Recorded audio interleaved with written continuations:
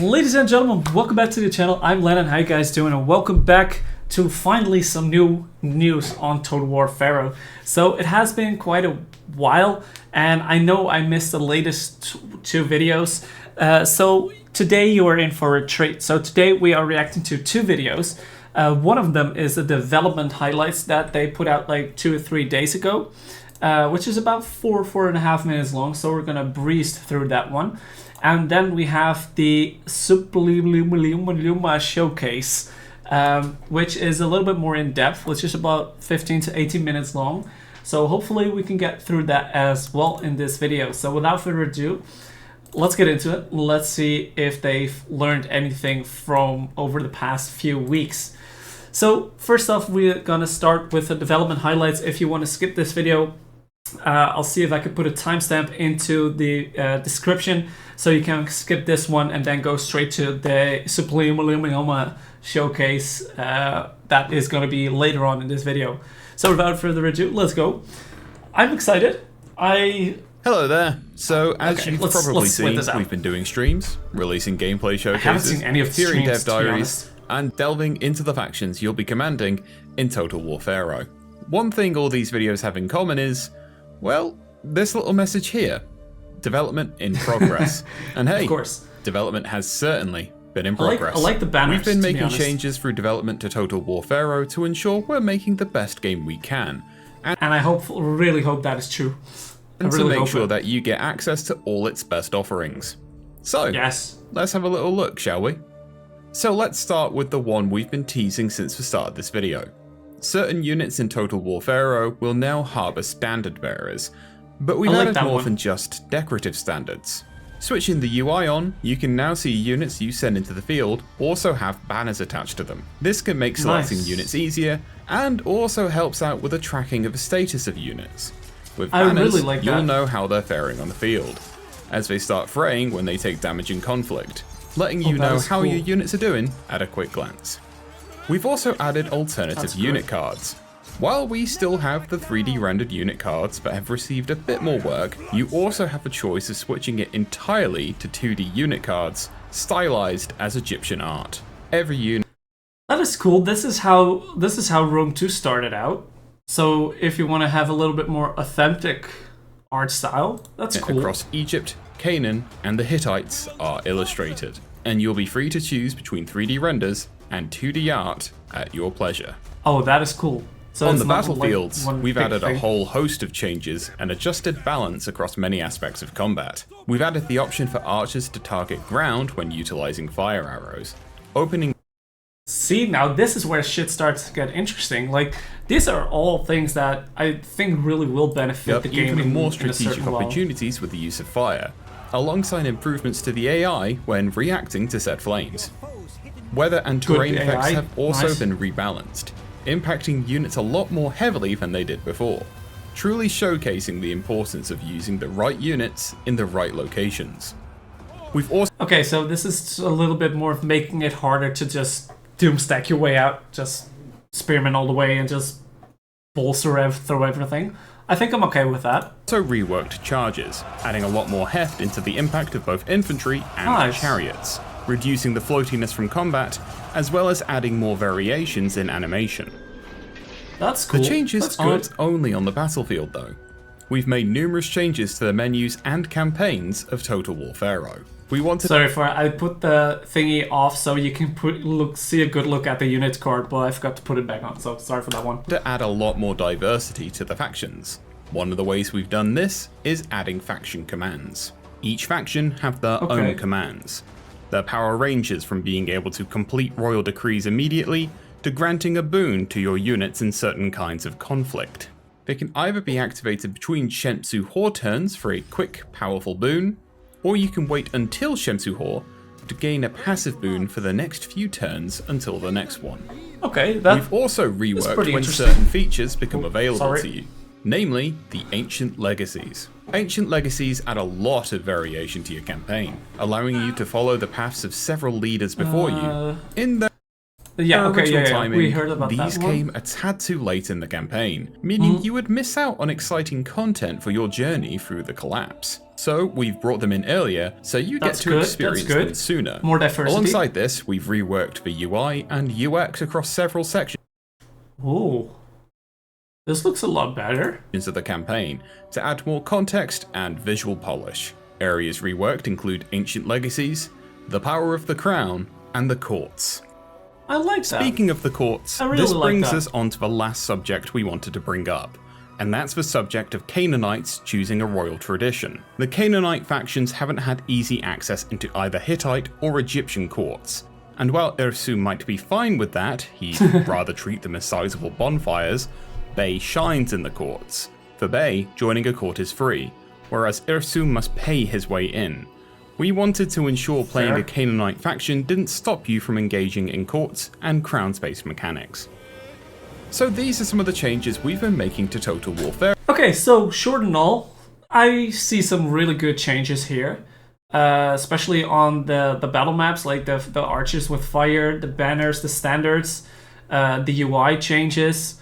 I think this is really looking forward to something. So let me know in the comments if you are happy about these changes or if you are still missing out on things that you would have wanted to see in here right now. So this is for the first part of the development highlights. So I'll be right back with the other video. Okay, so here we are with the Total War PHARAOH Suppiluliuma gameplay showcase. Oh, sorry, I'm gonna butcher that name. I'm just gonna call it Suppiluliuma showcase.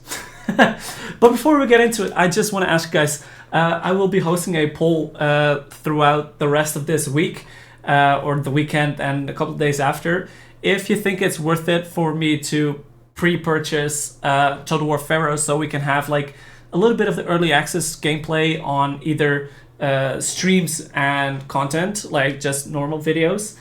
If you would enjoy that, or if you're just fine with waiting till the full game releases, or if you are not interested in Total War PHARAOH at all on the channel. And I would like to have an honest opinion about that. So please, and I emphasize please, vote. And if you want, of course you don't have to, but if you want, please put like a little bit of a description in the comments, or what you want to see or why don't you want to see, so I can have a little bit of a view on where the audience stance is. So with that being said, also do like the video, subscribe to the channel. We are nearing 500 subscribers, which is 400, which is absolutely insanity, which I didn't think I would hit anywhere this year. So without further ado, let's go. Let's have a little sip. I was taught from a young age Let's put those on. that the glory of battle does not save a civilization. It looks nice though. Cool beard. Though we must fight to defend our lands. The will of the court and the laws that we write to uphold our humanity will be the foundation for our prosperity. Sounds fair.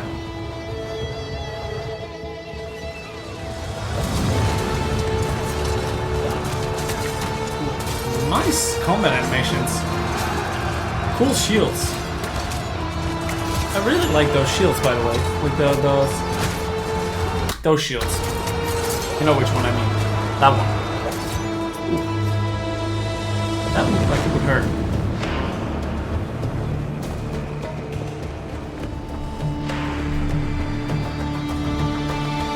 Nice hat. Sorry for the quirky remarks. I need to add some valuable content to a random trailer. Ooh. Okay. I do like the sound effects and music in this game.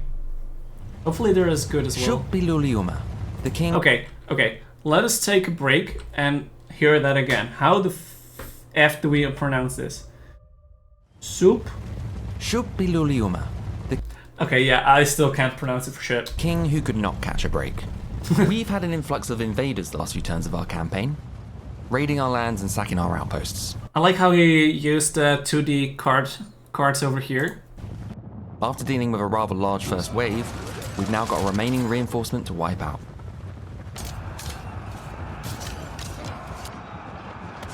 That was a weird sound effect. 55 turns in, and we've built up a formidable army. Our spearmen take the front lines while our other infantry deal with flanking attacks. Okay, I do like the banners. That is something that I really missed in Troy. Like, I had no idea what's going on the battlefield.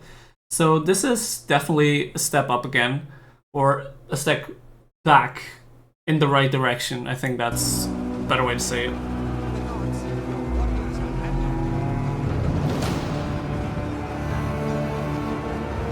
They took quite a beating. And Kua is safe for now.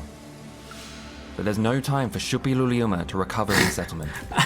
I am impressed how easy he is pronouncing that For name. a rebellion threatens us in Zippalander.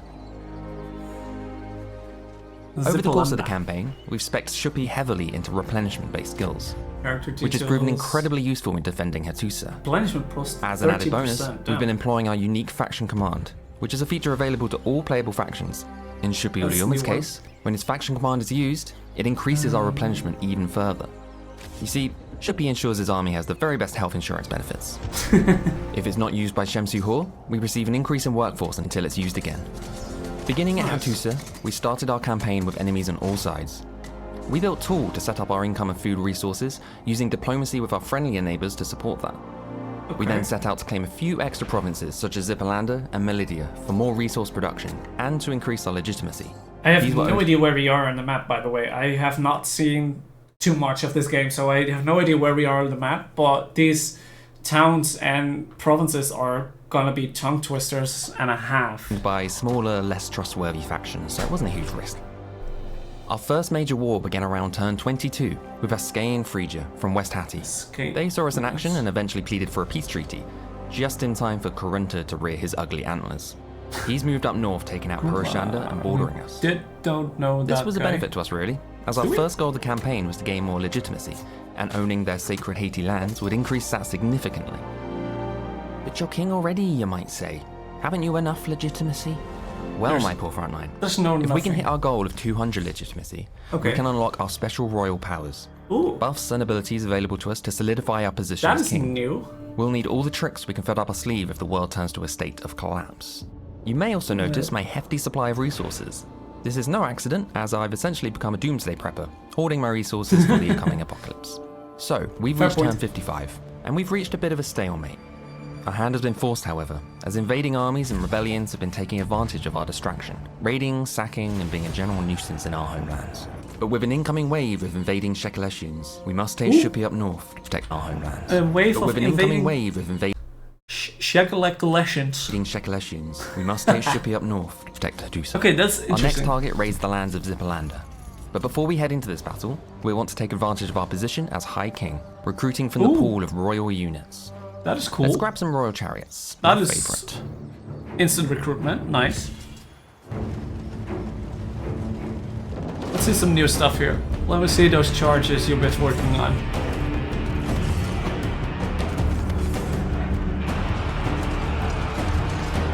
Okay, that didn't look like a very impressive charge, I'm gonna be honest. These are nice cinematic shots, I'll give you that.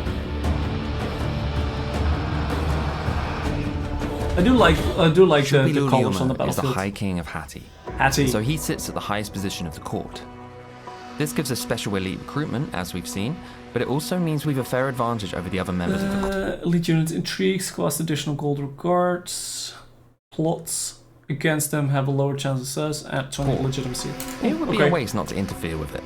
As our goal right now is to reach 200 legitimacy, the court position of lawgiver looks mighty appealing with its plus 14 legitimacy. Oh, If we can nice. steal that seat for our own general, then we'd be much closer to our goal, not to mention remove some of Kurunta's buffs. A quick threaten plot will hopefully shove them out. We'll have to wait until the end of harvest season, Shemsu-Hor, before we find out. It's 3 turns until then, so we've got a couple more actions per Oh, turn that we can is take. cool. So you Plenty can more actually opportunity to a meddle little and bit of increase that intrigue. chance of success. We can also see our previous plots made this year. All of these will be resolved and reset on Shemsu-Hor. I'm feeling cheeky Nice. though, and I want an extra turn in the court. Back near the beginning of our campaign, I chose to lead Suppi down the ancient legacy path of Mawatali the Benevolent. Keeping my vassals and general populace happy earns us gratitude, and with that, tokens of gratitude.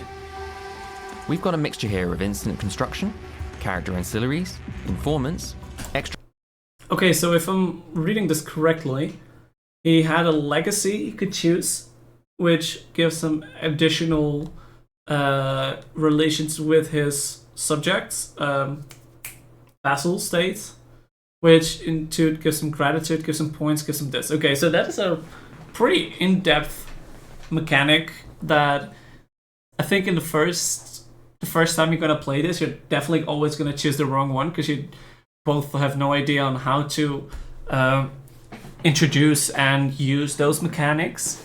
So this is probably a thing that's gonna like be like experienced by learning or by playing, learning by playing it, which is pretty interesting to me actually.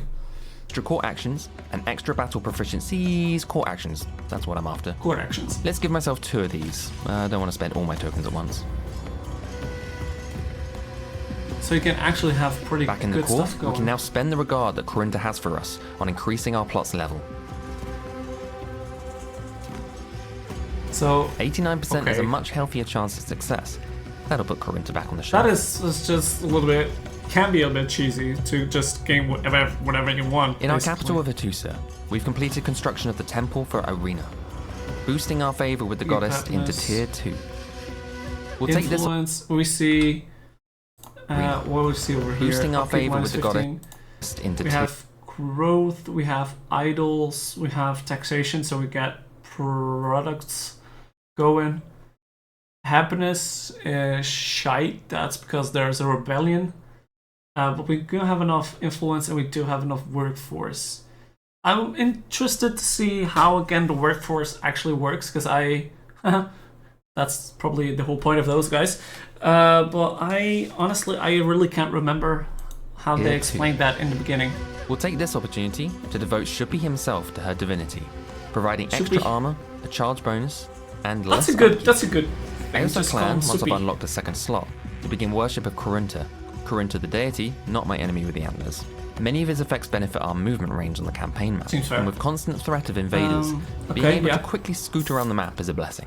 Talking of invaders, let's take out these fellows. That's easy pickings. Now that looked like a very decent charge, to be honest. Do we have like flying wedge, spearhead charges? I think that could be a really effective these guys. With low armor, just push through. Hopefully the chariots have a little It is bit more. Shemsu Hor, the day the king surveys the land and the day our decisions in the court are acted on. With successes across the board, we can now take Corinta's old position for our own general. We're still a little way off from 200 legitimacy, so we'll need to recover some more lands to gain that the old-fashioned way. I'm also going to build more monuments to convince everyone I'm important. After dealing with the most recent invasion, Suppiluliuma is free to head back down south, finish up the war against Kanesh. They've been a thorn in our side and a distraction from Corinta. Time to take them out. I honestly think I might prefer these unit cards. Like, they do really give off a little bit of the vibe of the art style of the game. Kanesh hold on to their settlement with... Wait, who's that? Oh no, it's the outpost reinforcements. I completely forgot about them. They have chariots. Spearmen, you go after the chariots. Oh yeah, you get actually fucked. Everyone turn around. My chariots can sweep behind and take out the enemy slingers. You get absolutely move. shit on. I'm not panicking, you're panicking. Everyone seems to be making a dash for the settlement, so I'm going to try and cut them off with my spears. The chariots have already gone through, so let's bring these boys back in to help with the infantry. Okay, so that is a little bit of a weird way. Hopefully they actually stand a fight with tactics instead of trying to just tactics, push my through. panic, but they seem to have worked. Okay, let's get everyone ready to attack the settlement. I think the only shitty thing is those reinforcements are never gonna be enough. So, and they're always gonna be divided. So that is a big problem. Like if the reinforcements came closer to the city, like you could actually get them into the city before the enemy attacks, That would be a lot better, because like now he's just slaughtering the first half of the army, and then he has his full army to deal with the rest. So I feel like this is a little bit unfair, because you don't have the full armies with each other. Like, two half armies are way more vulnerable than just one big clump of army, if that makes sense. We're attacking from 2 entrances to spread their forces out. This would be where the reinforcements would be clutch, but they're already being dealt with. That'll hinder my ranged units for sure. Their send should be round behind these units to flank them. That's a pretty hefty storm indeed.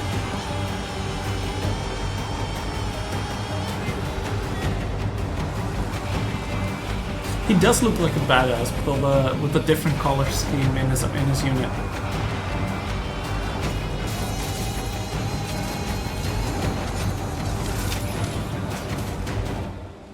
Nice.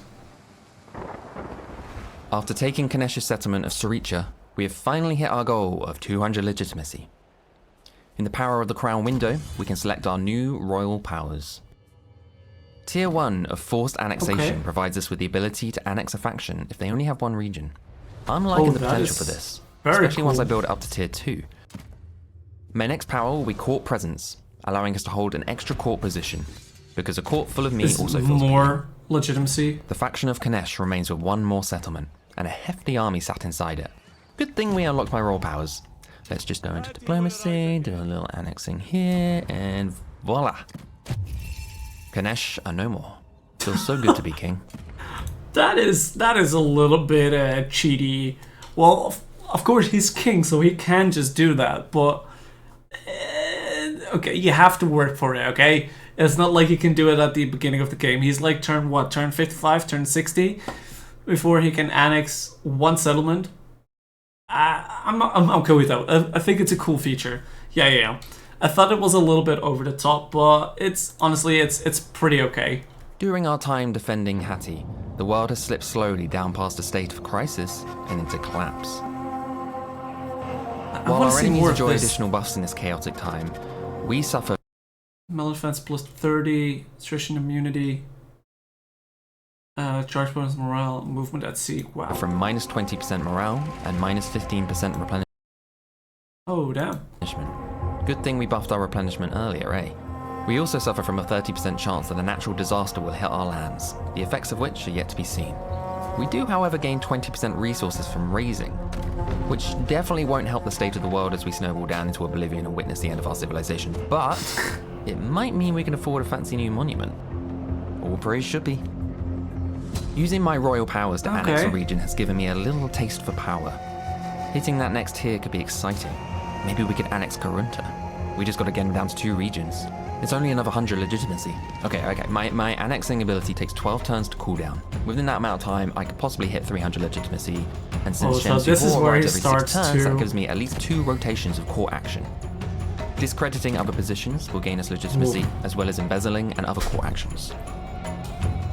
This gives him this is starting to roll. Positions, let's hire a new general. We can send him down south to make contact with factions in Egypt along the Nile, improving our trade for food. We'll also build on our legitimacy through buildings, outposts, taking out the next wave of invaders coming our way. In a world of collapse, the skies are dark and the lands feel gloomy. And you know what? I'm feeling extra doomsday-y, so I'm heading into photo mode to really hammer home the end times. Gritty realism, please, and let's keep that on for battles. Beautiful. Ooh. Oh, you can do some nice stuff with that. I feel like for video purpose, that's gonna be a little bit less, because you want to have good lighting, you want a good visual.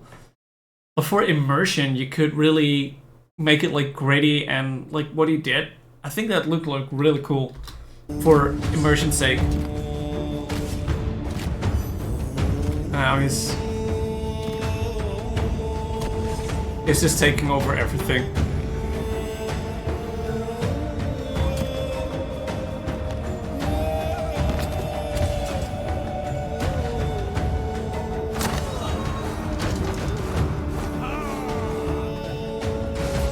Nice. Oh, this is going very fast. Now we're gonna get some trade. So those are more trade agreements, like the long-term borders. That's cool. They really do good with these, like, cinematics.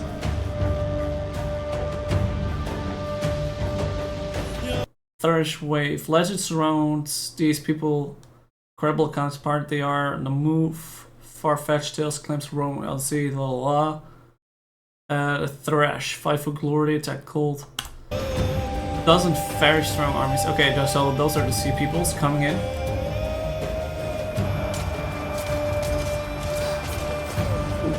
Oh wait, that was a weird one. Did you see that one? His thing was really weird. Shit, do you see that? See it again?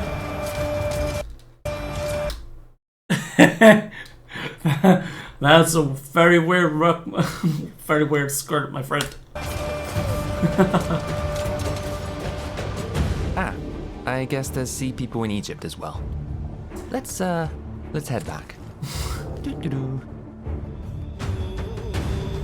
Civilization in peril. Ooh.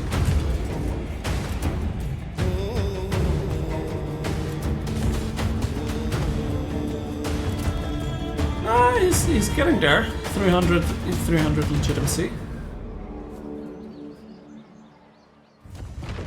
The gods are upset. I've been too aggressive. They shake our lands to warn us of their fury, and we must rebuild and beg for forgiveness. Meanwhile, we've almost achieved 300 legitimacy. Meanwhile, this is like the Jeremy Clarkson meme. As great peril. Anyways. We're heading in towards La Rwanda, one of Kurunta's main settlements.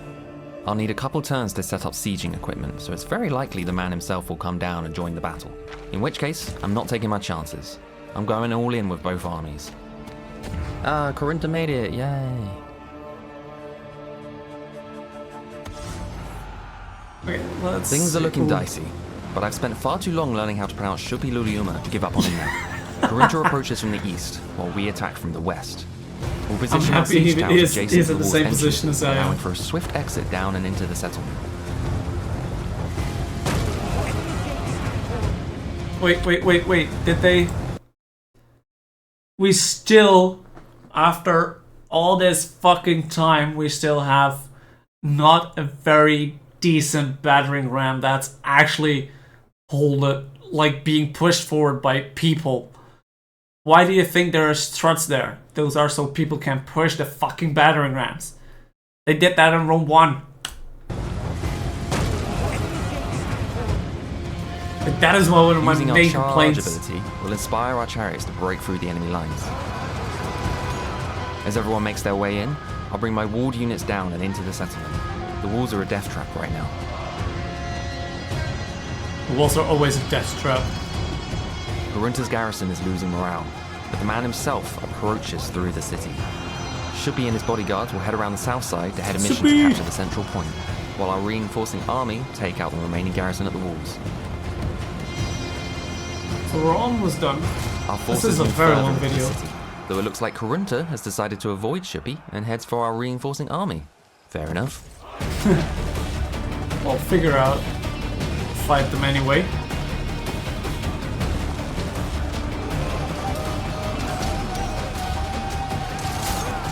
That boy's a menace.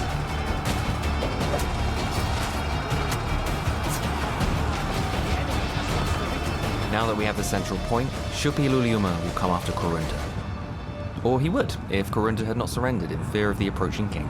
He knows what to expect. Kurunta is defeated. Serves him right for stealing the name of one of our beloved deities. He's out of action for a few turns.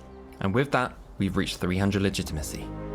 Let's head into our royal powers window, and let's unlock tier 2 of forced annexation. I've had a change of heart. As High King of Hatti, I should be focusing on defending my lands and making my people happy. This invasion stuff is out of character for me, and Kurunta is desperate for a peace treaty. Not to mention he's still got 5 settlements. So even if we wanted to annex him, we'd have to take out another 3. Okay, so I think I'll what's accept his offer. And look at that. He's also happy to become our vassal. This will be a perfect buffer to deal with invasions from the south. Okay, so Since what we're is no your longer plan now upgrading then? our tier of forced annexation, we can upgrade our court presence and really take over the courts. We now have a slot for why? tier 1, which we can use on... I think I'll go with raise resources to further help us through the collapse. That's cool, but you already had With you increased already resources, dominated we the can court raise another anyway, army so and put that general into a court position. it's already dominating the courts anyway. So what's the problem with that?